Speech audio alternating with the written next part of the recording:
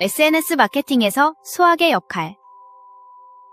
우리는 상품이나 서비스를 어떻게 사람들에게 알리고 실제로 구매까지 이어지게 만들 수 있을까요?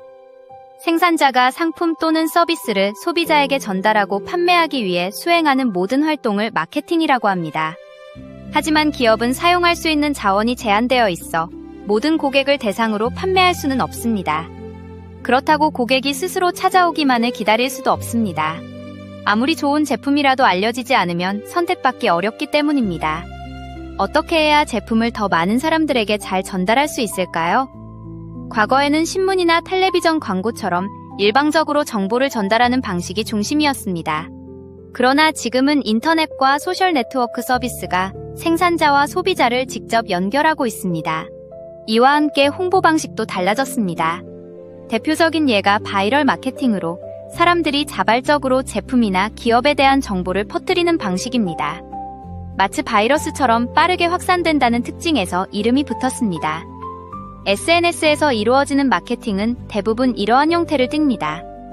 그런데 마케팅 전략에도 수학이 활용된다는 사실을 알고 계신가요? 예를 들어 SNS 친구 3명에게 상품 영상을 보냈다고 가정해 보겠습니다. 그리고 그 영상을 본 사람들이 각각 다시 3명에게 전달한다면 시간이 지날수록 얼마나 빠르게 퍼질까요? 첫째 날에는 3명, 둘째 날에는 9명, 셋째 날에는 27명으로 늘어납니다. 이렇게 계산하면 일주일째에는 2187명이 메시지를 받게 됩니다. 짧은 시간에 수가 급격히 커지는 이 과정에는 지수함수라는 수학 원리가 숨어 있습니다. 다른 방식도 생각해 볼 수 있습니다. 처음 한 사람이 하루에 1명씩 광고를 보내고 광고를 받은 사람은 하루 뒤 내용을 확인하고 다음 날부터 또 1명에게 전달하기 시작합니다. 이 경우 광고를 본 사람의 수는 1명, 2명, 3명, 5명, 8명으로 증가합니다. 앞에 두 수를 더하면 다음 수가 되는 규칙을 피보나치 수열이라고 합니다. 과연 이런 결과가 현실에서도 그대로 나타날까요? 앞의 방식대로라면 시간이 조금만 지나도 광고를 본 사람의 수는 크게 증가합니다. 하지만 실제 상황은 이와 다르게 흘러갑니다. 왜 이런 차이가 생기는 걸까요?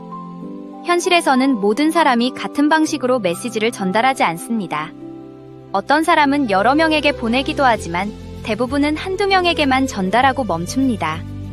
또한 사람들은 SNS에서 자신과 가까운 집단 안에서 활동하는 경향이 있습니다. 예를 들어 학생은 같은 학교 친구에게 메시지를 보내고 그 친구도 같은 범위 안에서 전달할 가능성이 큽니다. 이 과정이 반복되면 같은 사람이 다시 포함되어 퍼지는 범위가 줄어듭니다. 이처럼 실제 상황을 고려하면 효과적인 SNS 마케팅을 위해서는 누구에게 전달할 것인가를 먼저 분석해야 합니다. 이때 중요한 역할을 하는 것이 통계학입니다. 통계학은 자료를 분석해 의미 있는 정보를 찾아내고 그 안의 패턴을 바탕으로 미래를 예측하는 데 활용됩니다. 여기에 빅데이터와 인공지능까지 활용한다면 마케팅을 더 효과적으로 할 수 있습니다. 이제 한 가지 상황을 떠올려 보겠습니다. 뛰어난 수학책이 만들어졌다고 가정해 보겠습니다. 이 책을 효과적으로 알리려면 누구를 먼저 선택해야 할까요?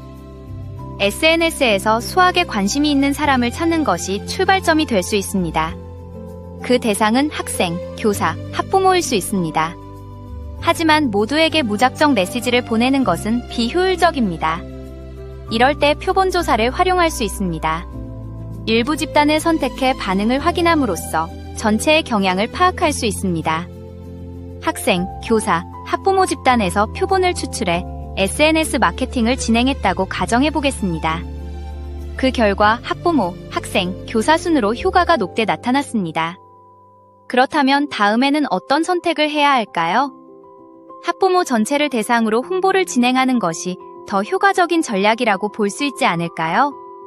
이처럼 수학은 더 많은 사람에게 효과적으로 다가가기 위한 방향을 찾아주는 도구이며 SNS 마케팅에서는 보이지 않지만 전략을 결정하는 기준이 됩니다.